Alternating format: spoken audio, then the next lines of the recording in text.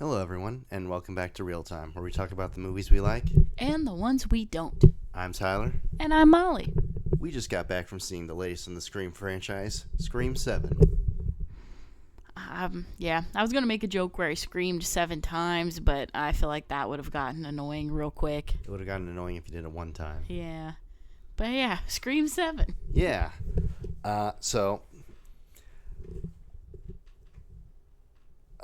So after her absence from Scream 6, Nev Campbell is back as Sydney, the survivor of the first 5 Scream movies, and now back again for the 7th one.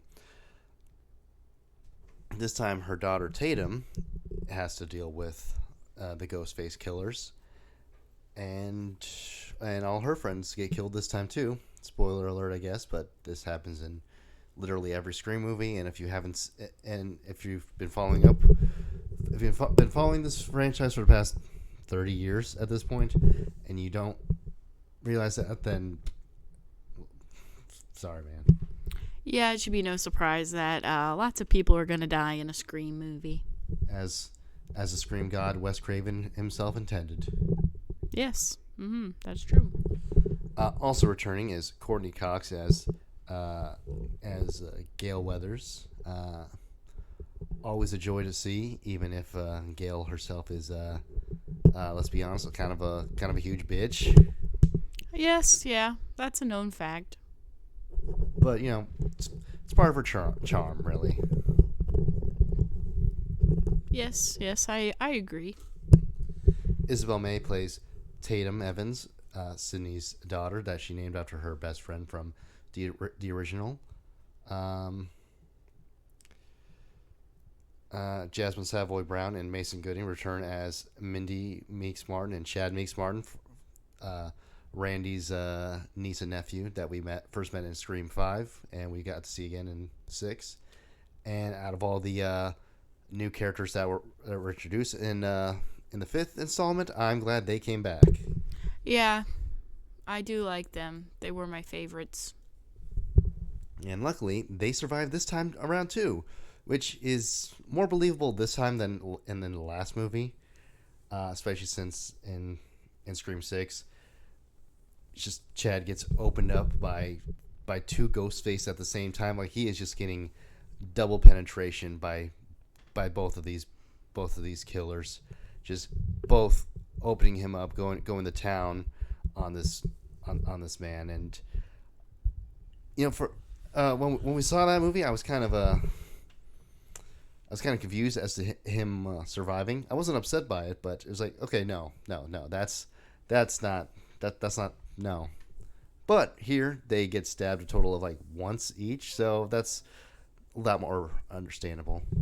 Yeah, I don't remember much from Scream 6, but I do remember, that I pretty much thought he was dead, and then it was like, oh, he's still alive, which, that's good, but a little unrealistic, but it's okay. It's a Scream movie. It's okay. Yeah.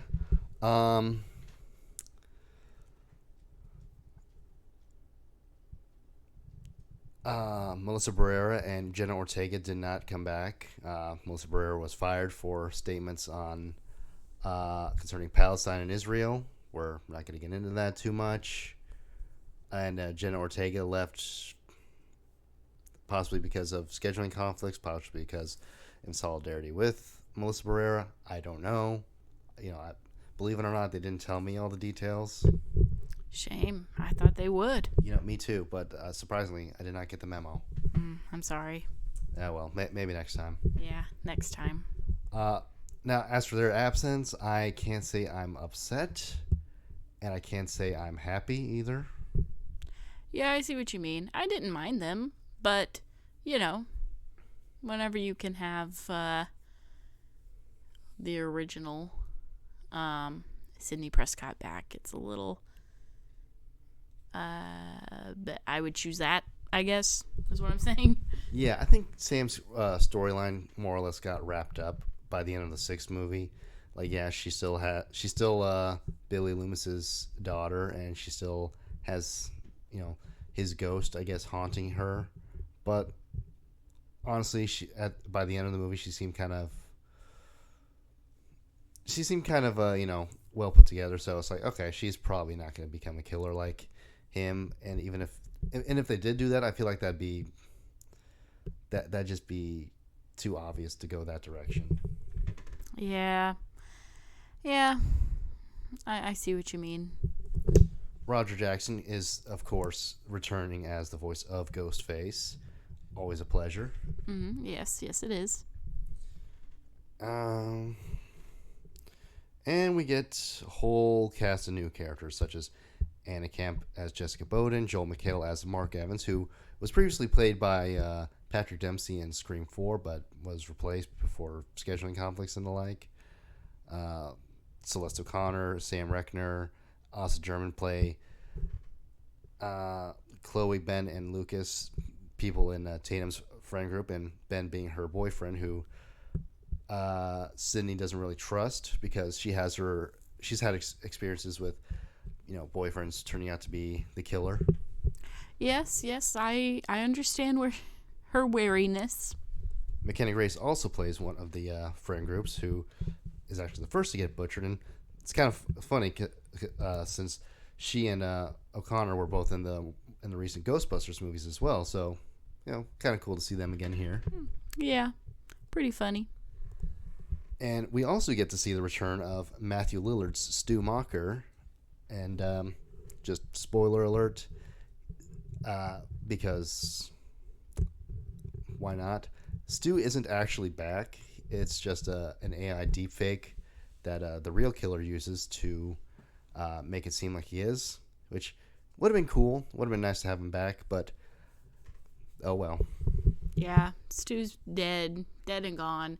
But it is nice to see Matthew Lillard. Yeah, it's nice to see him get work, and especially after Tarantino decided to be kind of a goober and just badmouth him along with Paul Dano and Owen Wilson. That was kind of a weird thing. Yeah. Weird hill to die on, Mr. Tarantino. Love your work and all that, but why? There's no point. I know, like all those guys you mentioned, I like them a lot more than Quentin Tarantino anyway. So kind of douchey. Yeah. Speaking of AI deepfakes, we also get to see the return of Laurie Metcalf's Debbie Salt, or Mrs. Loomis, Scott Foley as Roman Bridger, and my king, David Arquette's Dewey. Little cameo, yeah. Yeah, which only made me miss him more. Yes, yeah. But now on to the killers. So there's 3 this time around, and spoiler alert, I think it's kind of interesting how one of them, by the halfway point in the movie, gets killed off and unmasked. That was kind of interesting. Yeah. We find out who the first killer is pretty quickly. Yeah, we see him. We saw him at the coffee shop that Sid works in. His name's Carl, and the moment we saw him, I got a feeling like I feel like he might be one of the killers. You definitely knew he was going to come back in some way. I didn't know who the killer. I did guess one of the killers correctly right off the bat, though. Yeah, I guessed 3 of them. Whatever. All 3 of them. All right, Mr. Show Off. Like the camera lingers on him for a second longer, so it's like, okay, yeah, he's coming back. Yeah, you definitely know he's gonna play a part in the movie. I just didn't think he'd be a killer because it's like he's a little too creepy. All the creepy ones don't turn out to be the killers. Well, it's like with Hot Fuzz, when Simon Skinner, owner of the local supermarché, was being pushed as the killer, and then it turns out he was just a red herring, and then it turns out, oh no, he is one of the killers. Yeah, pretty funny. Yeah, it's kind of like that. It's like it's too obvious to be the killer, but it's obviously him. Yeah. And then we had one of the orderlies from this mental institute that this guy came from. So him and the other killer just used Carl as some sort of some sort of hired goon to maybe throw everyone off the scent. Yeah. And then then the mastermind of all this turned out to be what's her name? It turned out to be Sid's friend Jessica. Yeah, she's the one I knew right off the bat. I'm like, yep, that's the bad guy right there. That's a killer. Yeah, and I had a feeling about her and for the orderly. So it's like, yeah, all three of you, yeah, this is I got you. Yep. Which there were other suspects, of course, like any of the any of the people in Tatum's friend group, because that's just how it goes too. Yeah, you can't trust your friends. Well, at this point, the only people you can trust are Sid, Gail, Chad, and Mindy. Yep, that's about it. And I guess Tatum. Yeah, I guess. Wouldn't that be interesting if the final girl was the was the killer? Look, I know I just said that it probably would be a bit obvious to do that with Sam, but that's just because that's part of the killer's motivation to try to make her the killer. Yeah, and for a while there, I thought that she was going to be one of the killers, especially when the killer broke into the house and had her held at knife point. I was like, I wonder if this is all just some sort of trick that she's somehow doing. But I was wrong. Yeah. Oh well. Now, as for the killer's motivation, it's kind of meta, kind of interesting. So Jessica read this book that Sid wrote about how she survived her experiences with Ghostface over the years, and that empowered her to be able to kill her abusive husband. So she says that he's abusive. She also says that her son was exactly like him, which is why she had to kill him. But granted, he's a bit forward, kind of maybe a bit on the spectrum when it comes to Sid and his true crime stuff. But he's a good kid. He's all right. Yeah. So was the husband abusive, or was she just a little crazy? Yeah. So when the Ghostface killings started up in New York in Scream 6, and Sid didn't go, because honestly she deserves to have a break from this chicanery, that sent Jessica over the deep end. So she checked herself into a mental hospital, and this orderly, who apparently has experience with Google AI, never brought it before, but okay. All right. Yeah. They come up with this plan to make Tatum the new final girl. It's okay. This is not a great plan. Yeah. It's a bit contrived, a bit stupid. Not the most unbelievable one though. I feel like it's kind of meta in the fact that I feel like Jessica as a character is a commentary on the fans who were upset at Neve Campbell not showing up in Scream 6. Yeah, I'd say that's a safe guess. Which, honestly, I was one of them. Sid is probably one of, if not my favorite final girl when it comes to horror movies. Like, yeah, you got Laurie Strode, you got Ellen Ripley, you got Nancy Thompson, but there's only one Sidney Prescott. Yes, that's true. She's cool. Yeah, she's cool. She's the not every man, but every girl who you could picture yourself, being in that same situation and possibly reacting like she does. She's a likable, intelligent, and just fun character to watch. I love the Scream movies more when she's in them. Yes, I do too. And Scream 6 isn't a bad movie by any means. It's not. It's middle of the road when it comes to the entire franchise. Again, not bad, just missing something, which is Sidney. Yeah, you're probably right. Overall, though, I would say I like this movie. I'd have to pull up my Letterboxd rankings because I added it to it because why not? Currently, it's at number 4 for me. Yeah. I have no idea how I would rank them. I'm not even gonna try.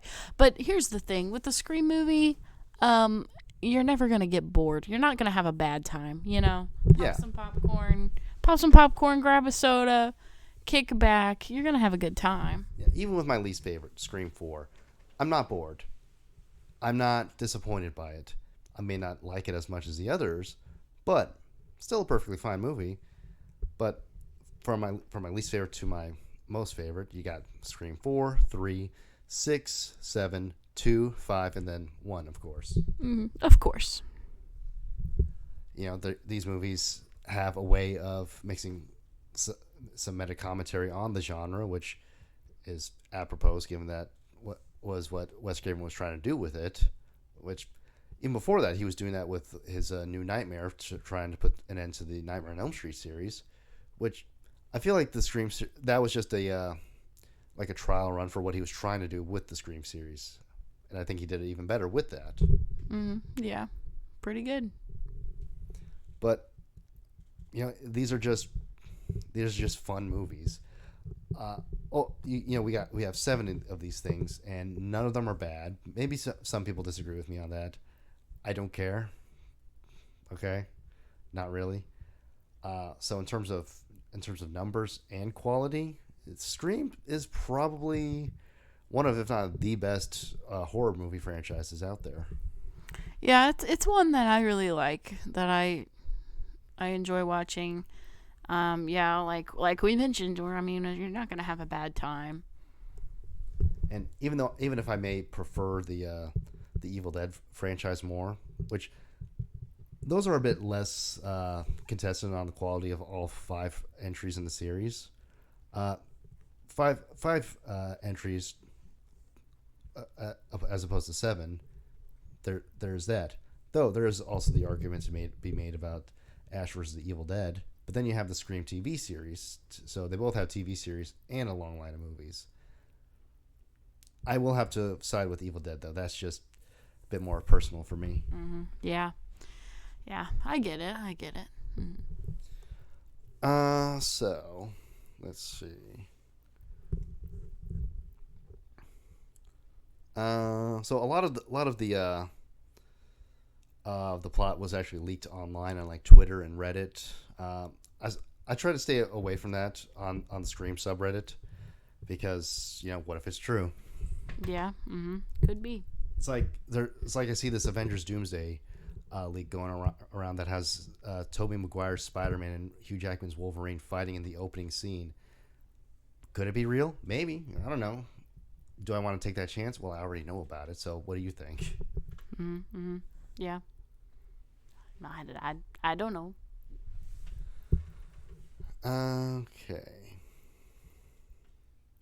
Okay, so originally this movie was going to have Christopher Landon write and direct it. He had he was the director of the Happy Death Day movies and the writer on some of the Paranormal Activity movies. He also directed and wrote Scout's Guide to the Zombie Apocalypse. He wrote Hard Eyes and Drop. I'm not familiar with all of those, but some of them are fine. I am familiar with some. Patrick Dempsey was supposed to return as Detective Mark Kincaid from Scream 3, not 4, 3. Yeah. But 2025 California wildfires and scheduling conflicts prevented him from doing it, so they turned Joel McHale into a new character named Mark. Yes. Honestly, I'm not sure if I have too much more to say on Scream 7. It's a perfectly fine entry into the franchise, but I feel like we can stop here. Like I said, this is perfectly fine. We can end it here, no problem. I guess you could find a way to continue it, do some more stuff with Tatum. That'd be fine. I guess she's a likable enough character, but I feel like the best bet to avoid any what's the term I'm looking for? Diminishing returns. To avoid any of that is to we don't need any more. Yeah, just end it. It's at a good spot. Yeah. This series began 30 years ago.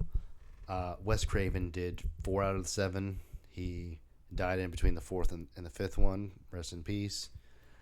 And I think at this point, the franchise has kind of become what they were satirizing. So maybe we should just stop. Yeah, at this point, yeah. Just stop. It's good. It's run its course. Although, if we are going to do something new, some more new stuff like we have been doing the past 3 movies, I'd be open to it. But this is Hollywood. Come on. Yeah. They don't let franchises die. Yeah. You see what they're doing with Star Wars. You see what they're doing with Marvel. You see what they're doing with everything, basically. Jurassic Park. Harry Potter. Squeezing every last penny from the drippings of the love of the story. That was poetic. Thank you. I mean, heck, we're only just now getting a Spaceballs 2 in the next couple of years or so. Do we need that? No. Am I going to see it? Hell yeah. Why not? Yeah. Yes. So that's all we have to say about Scream 7. It's a fun movie. If you're into this sort of thing, go check it out. You won't be disappointed, hopefully. Yeah, hopefully not. It's fine. Get some popcorn. You know, I love popcorn. She do. I do. She doesn't share with our kid, though. Well, no, she can't eat popcorn. Anyways, yeah. So get some popcorn. Get a soda.